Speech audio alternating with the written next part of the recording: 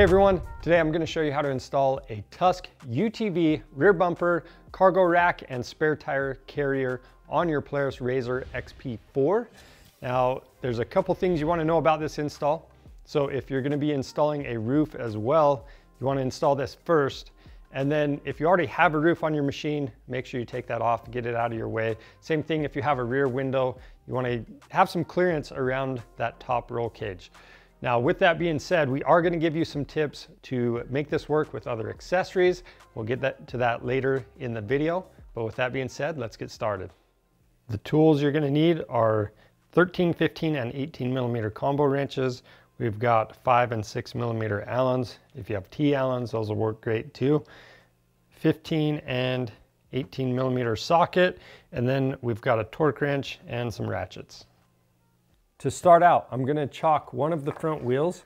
That's because we need to raise the rear of the machine. So we're going to jack the back up just to the point where the rear tires are barely touching the ground still. That's going to remove the tension from our radius rods. Next, we need to gain clearance to one of the nuts. So we're going to put the machine in high gear.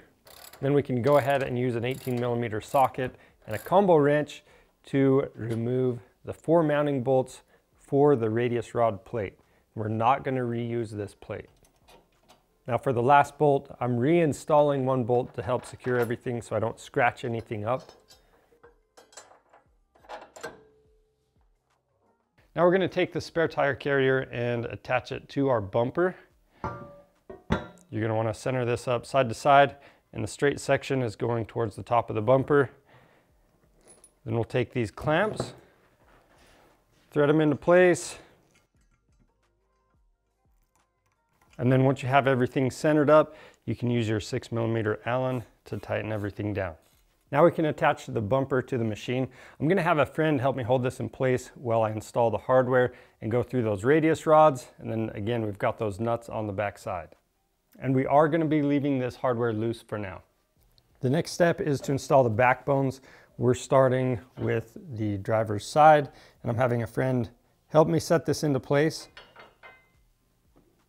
We're going to loosely install the clamp around the roll cage, and then for that flat plate that attaches to the rear bumper, you're going to be using the M8 by 20 millimeter Allen cap screws, and then you have the nylock nuts on the bottom side. And when you set these backbones in place, just be aware there's a tab for a brace plate. You want that facing towards the inside of the machine, so when both backbones are in place, they're facing each other. Now we can set the brace plate in place, and we're using the 20 millimeter long button head screws. Then we've got the nylock nuts on the back side. Next, we're going to set the cargo rack in place. This is going to taper towards the back, and it's going to sit on the outside of the tabs hanging down from the backbones. We're just using the M10 bolts to go through those. Then we've got the flange nut on the inside.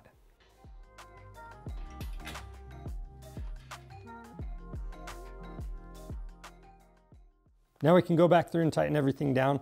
We're going to start at the bottom with the radius rod bolts, and we're going to torque those to spec.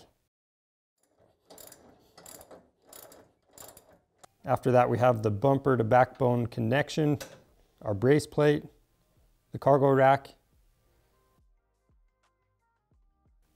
And then we're going to make sure that the clamps are centered up on the roll cage from side to side. Once they are, you can go ahead and tighten down that hardware. Now the next step is for anybody that wants to run a rear window with the bumper spare tire carrier cargo rack kit. So these clamps up here, they're going to get in the way of your rear window, whether it's a polycarb or like us, we have the rear glass window. So what you want to do is notch this section out around each clamp.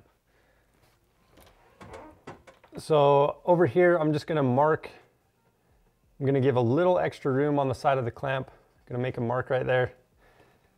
And then for this bottom height, you can see this section of the rear window is going to sit flush against the roll cage. So to get your depth right around the clamp, all I'm going to do is mark this other side. And then you're going to measure the width of the clamp And then from this, we're gonna pull this bulb sill away from the rear window, just a little bit. And then what you're gonna do is make a straight line from the edge of that metal frame on the window. So let's just say that's right here. And then subtract the measurement you took from your clamp. So once you have those dots, I would recommend taking this over to your bench and using a straight edge. And you can essentially box this out. Use a cutoff wheel or whatever you have. On a polycarb rear window, you can just use wood cutting tools like a jigsaw and trim that out. And if you want to have more flowy lines or whatever, you can do that as well. Now, one more accessory I want to talk about is your roof. Some roofs are going to clear those roll cage clamps for your cargo rack just fine. But if you have a flat roof, in the back two mounting locations, you're going to want to space that out. We're going to be using a 1/4 inch spacer on ours, and then we have a bolt that is slightly longer as well. So the spacer is just going between the roof and that roll cage clamp.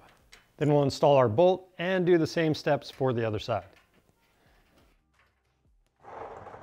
So that's it for the Tusk UTV rear bumper, cargo rack, and spare tire carrier assembly. If you need one of these, they're available on our website. Just click the link in the description below. That's going to take you over to our website. We offer free shipping on orders over $75, so go check that out. And if you want to see more helpful content like this, subscribe to our channel. I'm Charles with Rocky Mountain ATV MC. Thanks for watching.